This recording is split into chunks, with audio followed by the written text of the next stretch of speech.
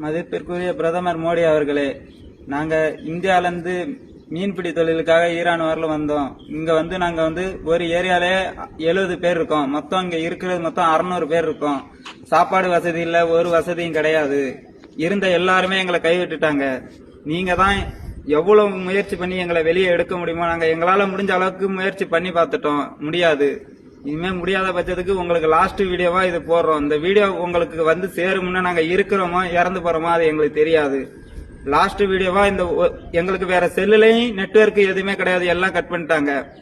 கடைக்கு எந்த ஒரு இதுக்குமே போக முடியாது, ஆள் நடமாட்டமே இல்ல. இந்த இடத்துல ஆள் நடமாட்டமே இல்ல. நாங்க இந்த இடத்துல தான் வீடியோ போடுறோம். லாஸ்ட் ஒரே ஒரு வீடியோ அப்லோட் பண்றோம். இந்த வீடியோ உங்களுக்கு வந்து சேர்றதுக்கு முன்னாடி நாங்க உயிரோட இருக்கிறோமோ இல்ல செத்துறோமோ தெரியாது.